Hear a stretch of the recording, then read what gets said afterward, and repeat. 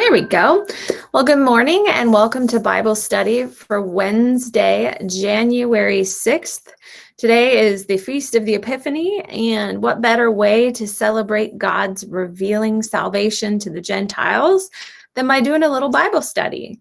Because we trust that the Bible is the Word of God revealed to us for all time and helps us to grow in faith, hope, and love.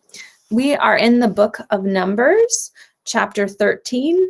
Numbers is one of the 5 books of the Pentateuch, which are the first 5 books of the Bible, all said to have been written by Moses.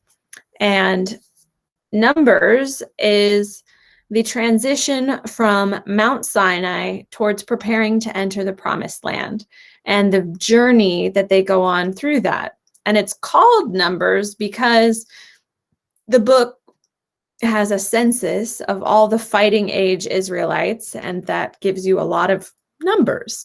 And then at the end, it talks again about the number of Israelites. So here we have the Lord telling Moses, send out men. We're in chapter 13, by the way. The Lord now said to Moses, send out men to explore the land of Canaan, the land I am giving to the Israelites. Send one leader from each of the 12 ancestral tribes. So Moses did as the Lord commanded him. He sent out 12 men, all tribal leaders of Israel, from their camp in the wilderness of Paran. These were the tribes and the names of their leaders. The tribe of Reuben was led by Shemua, son of Zakur. Simeon was led by Shaphat, son of Hori. Judah was led by Caleb, son of Jephunneh. Issachar was led by Igal, son of Joseph. Ephraim was led by Hoshea, son of Nun. Benjamin was led by Palti, son of Raphu. Zebulun was led by Gadiel, son of Sodi. Manasseh, son of Joseph, was led by Gadi, son of Susi. Dan was led by Amiel, son of Gamali. Asher was led by Sethur, son of Michael. Naphtali was led by Nabi, son of Vophsi. Gad was led by Gil, son of Maki. These are the names of the men Moses sent out to explore the land. Moses called Hoshea, son of Nun, by the name Joshua. Moses gave the men these instructions as he sent them out to explore the land. Go north through the Negev into the hill country. See what the land is like, and find out whether the people living there are strong or weak, few or many. See what kind of land they live in. Is it good or bad? Do their towns have walls, or are they unprotected like open camps? Is the soil fertile or poor? Are there many trees? Do your best to bring back samples of the crops you see. It happened to be the season for harvesting the first ripe grapes. So they went up and explored the land from the wilderness of Zin as far as Rehob near Lebo-Hamath.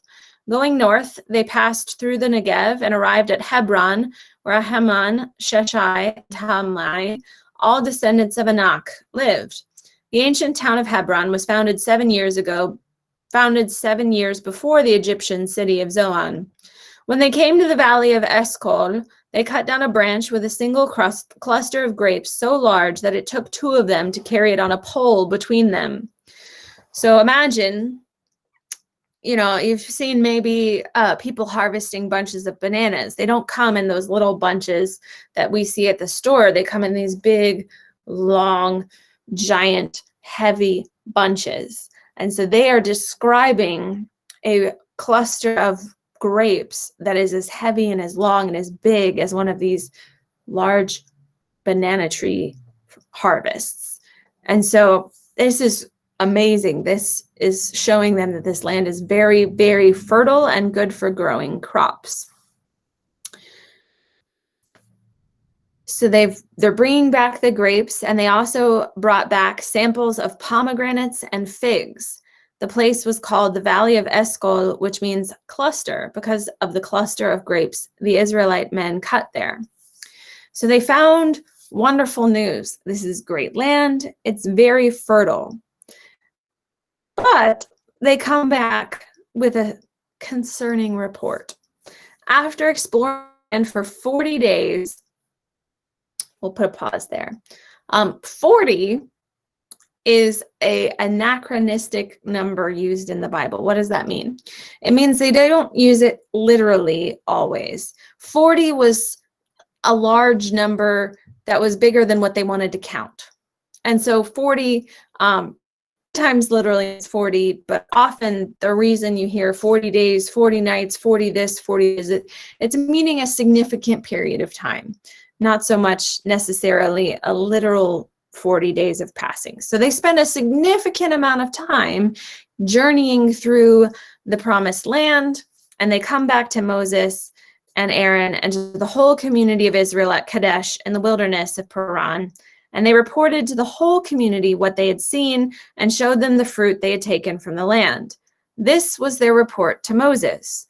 We entered the land you sent us to explore, and it is indeed a beautiful country, a land flowing with milk and honey. Here is the kind of fruit it produces. But the people who are living there are powerful, and their towns are large and fortified. We even saw giants there, the descendants of Anak. The Amalekites lived in the Negev, and the Hittites, Jebusites, and Amorites live in the hill country. The Canaanites live among the coast of the Mediterranean Sea and along the Jordan Valley. So the scouts come back and they go, these people are big, and they're strong, and they're scary, and there's so many more of them than us, and they're throughout the land. There's no place for us to go. They haven't already taken over. Here's all the places that we saw that they had already fortified their towns. This isn't easy pickings here. And again, I'm not sure what the Israelites expected to happen, because Numbers begins with God asking them to take a census or a count of all the fighting men age in Israel. So God told them, you're headed for a fight, and how many people you got. And then God also says, if you're faithful, I will be faithful, and I will deliver you from the hand of your enemies. God has already in advance warned them, there's going to be a fight, but if you trust me, I will help you carry the day. But that's not what happens. So Caleb tries to quiet the people as they stood before Moses, and he says, let's go at once to take the land. We can certainly conquer it. Caleb has faith that if God sent them this far, God will help them through it. And Caleb is kind of rushing them, saying, we don't want people to lose faith or hope or to lose this momentum. Let's go. But the other men who had explored the land with him disagreed. We can't go up against them. They are stronger than we are. So they spread this bad report about the land among the Israelites. The land we traveled through and explored will devour anyone who goes to live there. All the people we saw were huge. We even saw giants there, the descendants of Anak. Next to them, we felt like grasshoppers, and that's what they thought too. So notice how the report gets exaggerated as it travels from the leaders who are trying to dissuade people from going to fight. It started out with there's a few giants and a lot of people, to now everybody's big, but some people are even ginormous, and we're like tiny little grasshoppers next to them. We have no chance. It's sad to hear that they have so little faith in what God has called and equipped them to do.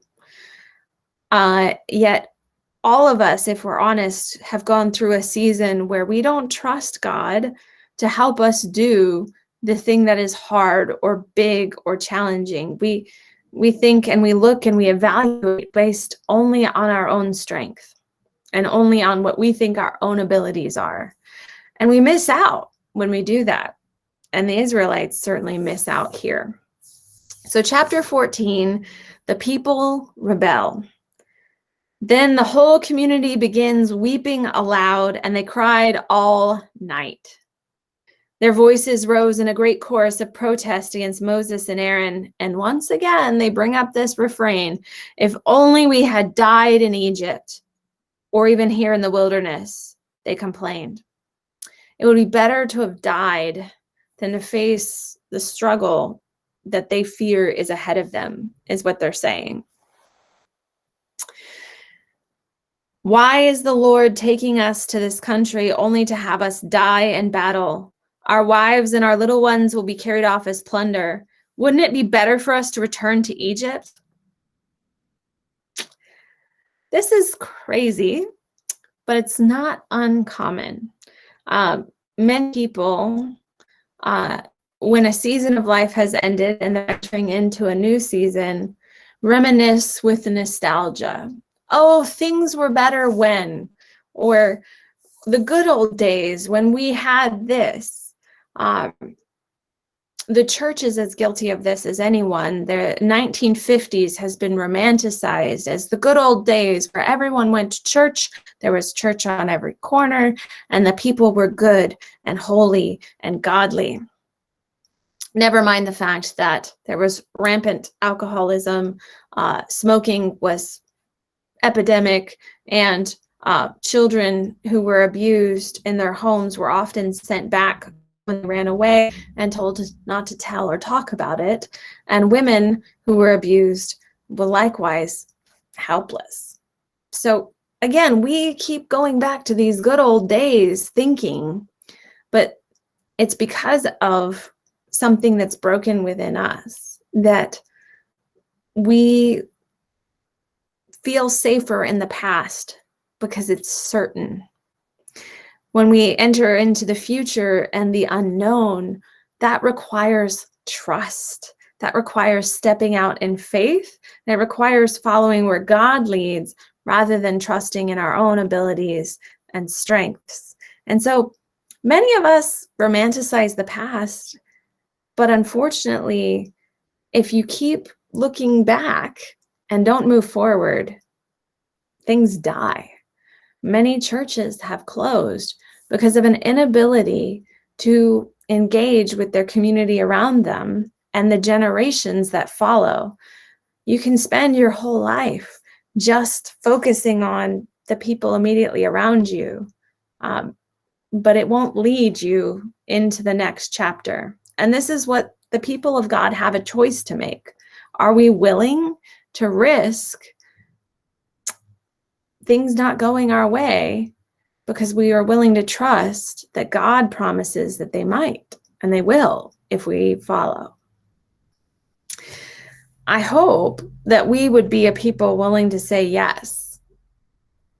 But signs point to, even amongst those who have come through, getting water from a rock, crossing over the Nile being split so that they could walk on dry land, and the charioteers of Egypt being drowned. They've had manna and quail to feed on. They've had all of these signs and miracles of God providing abundance out of scarcity. And yet when it comes to rubber meeting the road and a fight, and God saying, I need you to go first and trust that I will help, the people aren't willing. So what do they do instead? They say and plot and whisper and fight with each other, and they say, let's choose a new leader and go back to Egypt. Many communities of God have fallen peril to this same dynamic. Many people who are unhappy with the direction a leader is taking them, instead of working through processes, instead of working through how God has chosen to work or how people have agreed through a constitution or whatever to work, they begin whispering in secret and try and find a way to change things to their view and what makes them feel safe. That is not of God. And so what happens next? Verse 5, then Moses and Aaron fell face down on the ground before the whole community of Israel. Two of the men who had explored the land, Joshua, son of Nun, and Caleb, son of Jephunneh, tore their clothing. Tearing their clothing is a sign of grief. It is a sign of loss. It is a public way of saying, I am undone by the pain that I am experiencing. And they said to all the people of Israel, the land we traveled through and explored is a wonderful land. And if the Lord is pleased with us, he will bring us safely into that land and give it to us. It is a rich land flowing with milk and honey. Do not rebel against the Lord, and don't be afraid of the people of the land. They are only helpless prey to us. They have no protection, but the Lord is with us. Don't be afraid of them. These leaders are trying to capture the imagination of the people and help them to see that the risk is worth it. And what lies ahead, yes, it might be hard to trust and to get there, but it's worth doing, and it is worth going. And this is the task of every great leader, to help people imagine what the next phase of the journey holds and give them the courage to walk together into it. But even great leaders with a vision from God can't always get people to follow and to trust. Because what happens? The whole community begins to talk about stoning Joshua and Caleb. They say, no, we don't trust you. We don't trust God's vision that you are saying, and you should die for your They're telling these people, you should die because you are such a danger to our community. But what does God do in the face of all of this? The glorious presence of the Lord appeared to all the Israelites at the tabernacle. So remember, the God of Israelites has been appearing in a cloud and a pillar of fire. And the glory of the Lord was so great and unbearable to all the people that the people said to Moses, no, you go and meet with God and then come and meet with us. And so Moses would go and meet with the glory of the Lord, and his face would shine and be radiating this glory when he would go to tell the people what had happened. And the whole glory is now apparent to all the people. And the Lord said to Moses, how long will these people treat me with contempt? Will they never believe me, even after all the miraculous signs I have done among them? I wonder how true it is. How many provisions, how many miracles, how many healings do we see? And yet when we encounter even a potential challenge, we go, but what have you done for me lately, God? God says, will they never believe me? I will disown them and destroy them with a plague. Then I will make you a nation greater and mightier than they are. God reveals a fundamental truth that we often forget. God is the creator. God can raise up children of Abraham out of the rocks. God doesn't need us. God chooses us. God wants to work with us. But we don't hold the position of power and hold God hostage to say, well, God, if you want me to do what you want, you got to do what I want. That's not how God works. And God says, all right, you won't believe me? Fine. Let's raise up people who will. But Moses objects. Moses intercedes for the people. Moses knows the people are afraid. And Moses, like a good leader, loves his people, even when they're being stupid. So Moses objects and says, what will the Egyptians think when they hear about it? He asks the Lord. They know full well the power you displayed in rescuing your people from Egypt. Now, if you destroy them, the Egyptians will send a report to the inhabitants of this land, who you have already heard that you live among your people. They know, Lord, that you have appeared to your people face to face, and that your pillar of cloud hovers over them. They know that you go before them in the pillar of cloud by day and the pillar of fire by night. Now, if you slaughter these people with a single blow, the nations will have heard of your fame and say, the Lord was not able to bring them into the land he swore to give them, so he killed them all in the wilderness. Moses bargains with God. And here we have an interesting dilemma. Some people look at this passage and say, did Moses cause God to change his mind? But God's supposed to be all-knowing and omniscient and all-powerful. So did God change his mind? Or did God guide Moses into a deeper understanding of God by allowing him to go through these mental acrobatics of what does it say about me? What does it say about you as a people? And the beauty of being an Episcopalian is that we use scripture, tradition, and reason to interpret the different passages. And we don't tell you exactly how to believe or understand a particular portion of the Bible. So I'm going to give you options for what this passage says.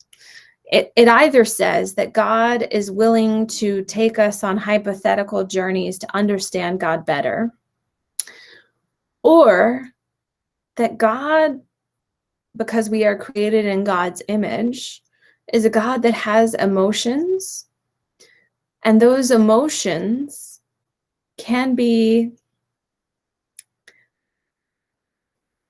used for the people to make an appeal.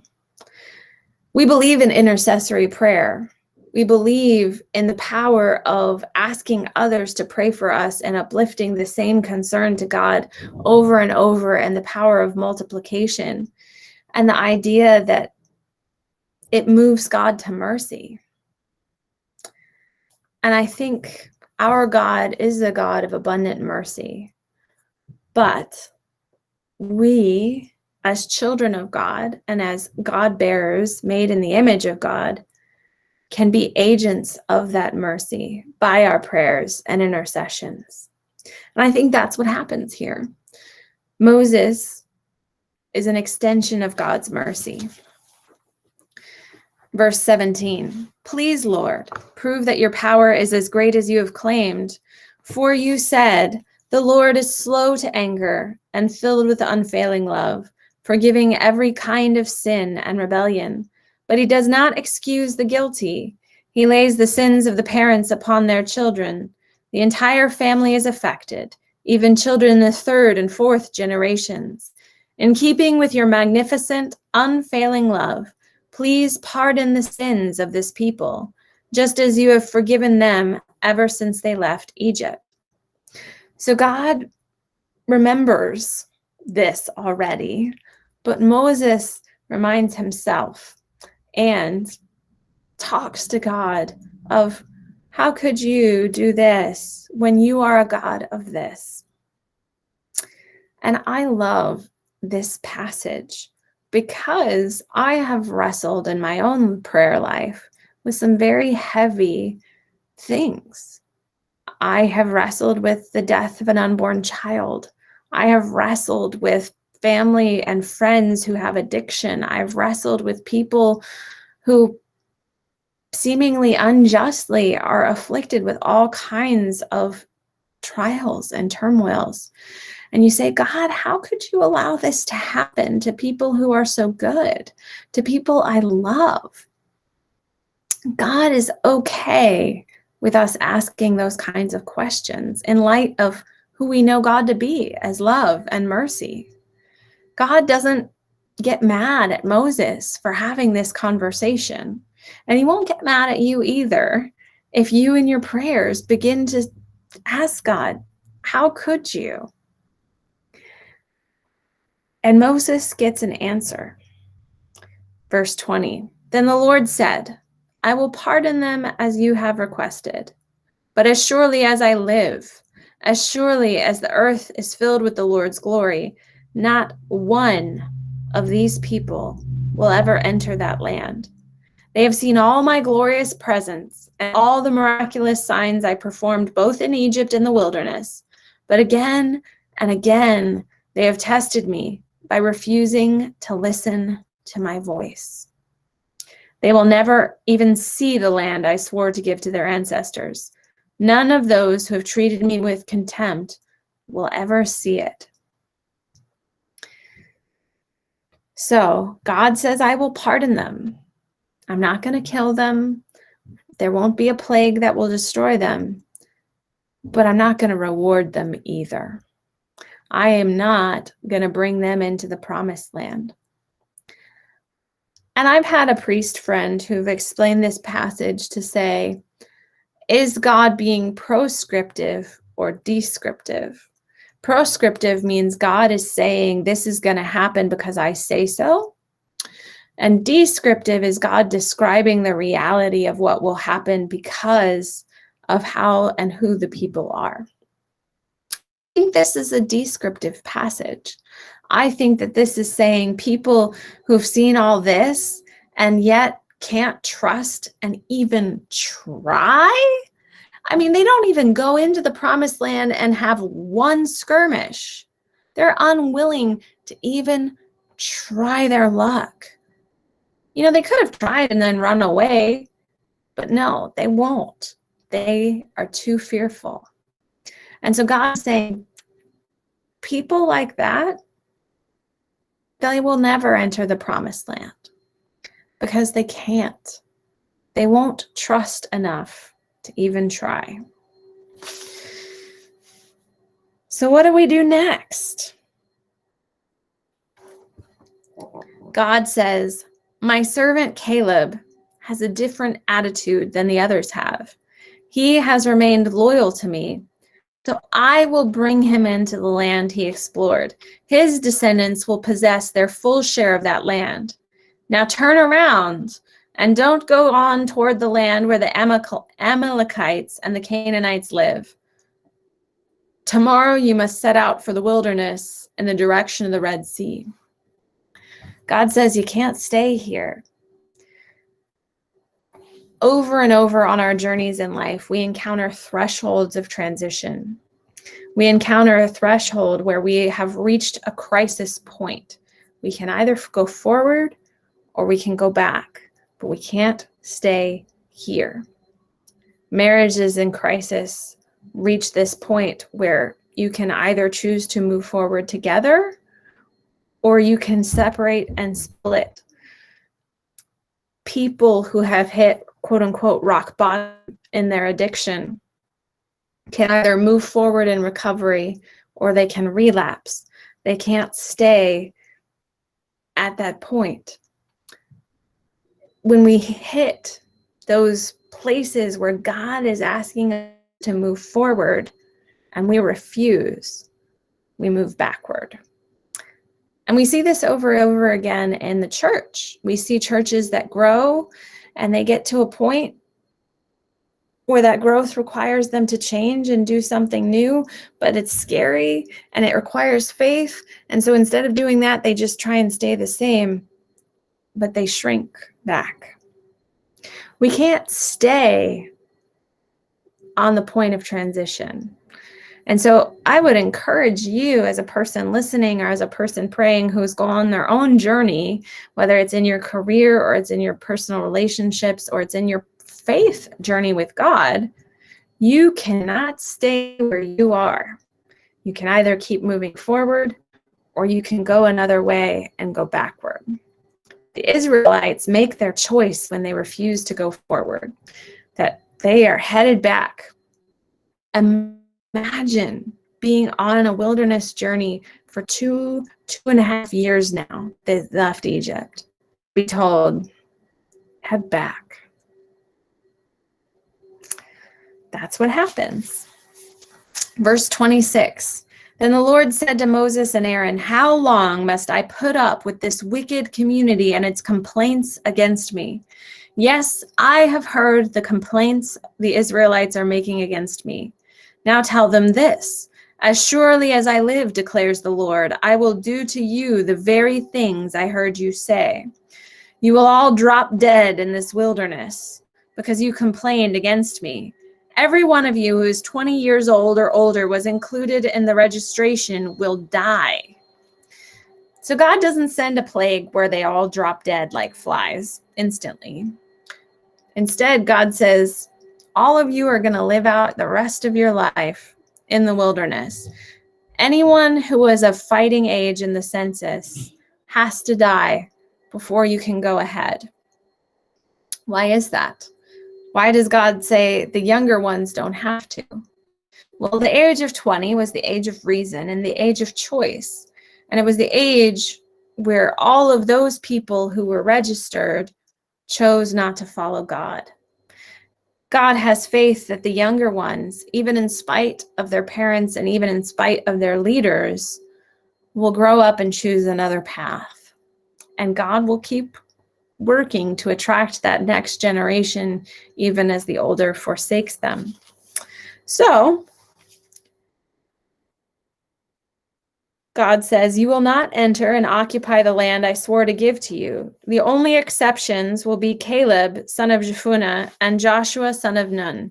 So the two who said, let's go, let's try, they're spared. They will live a long life and they will get to see the promised land. Verse 31, you said your children will be carried off as plunder. Well, I will bring them safely into the land, and they will enjoy what you despised. But as for you, you will drop dead in the wilderness, and your children will be like shepherds wandering in the wilderness for 40 years. In this way, they will pay for your faithlessness until the last of you lies dead in the wilderness. God says not one of you can move forward. And so the younger ones pay the price of the older generation's sin. We still see this today as life works out, and modernity and post-modernity, there's been this thought that we could just continue to improve generation to generation, that economic conditions would get better, social conditions would get better, and the ills that plagued our previous generation would be solved by the next one. And I think particularly what we're experiencing in America and worldwide right now is a revelation that that's just not true. Racism doesn't just go away because we all magically become colorblind in the generation following the civil rights movement. Economic injustice doesn't just go away because things have gotten a little better. Instead, we see that the world's richest have continued to get obscenely more wealthy in this pandemic, while the poorest of the poor are barely scraping by or are having to live in deplorable conditions around the world to continue to try and survive. Things don't just get better because time passes. The next generation will always have to deal with the decisions that are faithful and the decisions that are faithless of the generation that came before. And this is, again, a description of how the world works. I don't think God is prescribing it this way to say, oh yeah, I want you all to suffer because a bunch of people made some wrong choices. I think God is just acknowledging the reality that the way our society works, the way humans work, is that our choices carry forward consequences to those who follow us. Verse 34, because your men explored the land for 40 days, you must wander in the wilderness for 40 years, a year for each day, suffering the consequences of your sins. Then you will discover what it is like to have me for an enemy. I, the Lord, have spoken. I will certainly do these things to every member of the community who has conspired against me. They will be destroyed here in this wilderness, and here they will die. The 10 men Moses had sent to explore the land, the ones who incited rebellion against the Lord with their bad report, were struck dead with a plague before the Lord. Of the 12 who had explored the land, only Joshua and Caleb remained alive. So, God spares the rest of the people the plague, but God holds the leaders who led the people astray to a higher account and a higher cost. If you are an innocent person misguided by a leader to do stupid or horrible or unjust things, there is an element of forgiveness for you. Even Jesus says to the soldiers who are just following their orders, Father, forgive them. They don't know what they're doing. But if you were a leader and you willingly lead people into rebellion, you willingly lead people away from God and what God is leading and guiding, and you say, I don't want to do that, and I think that won't work, God will hold you to a higher cost. And I, as a leader, take that pretty seriously.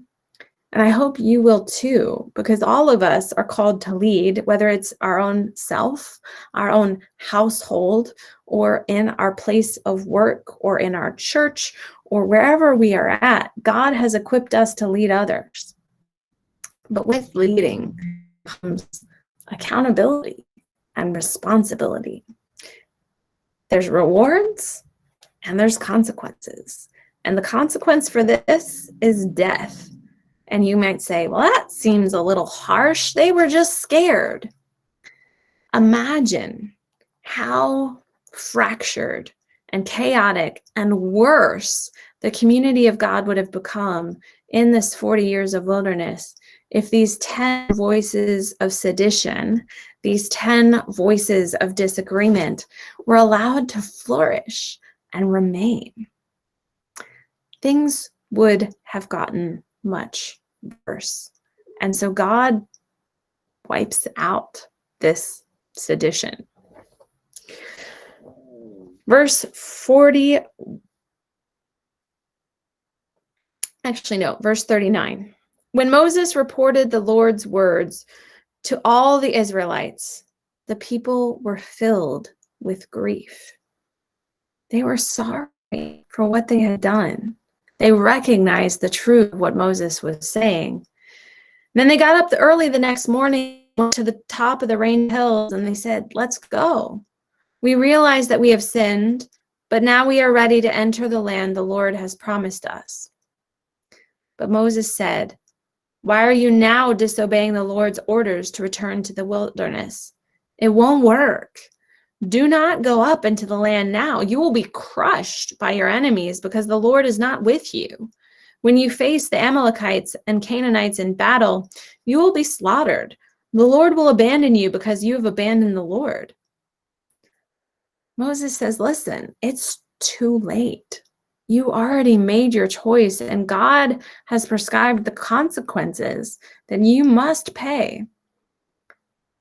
But the Israelites try the age-old, but I said I was sorry, and now I'm ready to do what you asked me to do. As a parent, I can tell you, I have an 8-year-old who currently likes to test boundaries and see, do I really mean what I say when I say something? And I have to be the leader who gives her consequences when she doesn't listen in a timely manner and obey. Because if I don't do that now with the little things, how will she ever be ready to face bigger challenges and bigger consequences if I don't prepare her for that? God was preparing them for the challenges ahead, and they proved they were not ready.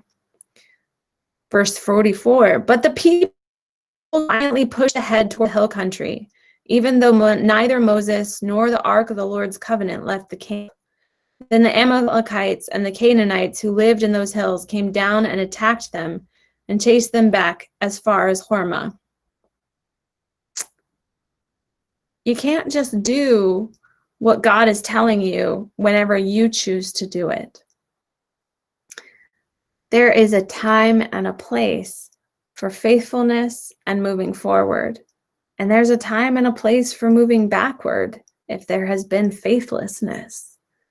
Whether we are called ahead or backward, we need to listen to the guidance of God and follow obediently, or there are consequences. That's what we are learning about today, and it is a timely message for us. And we're going to leave off there, and we'll pick up with Numbers chapter 15 next week. So I'm going to end the recording.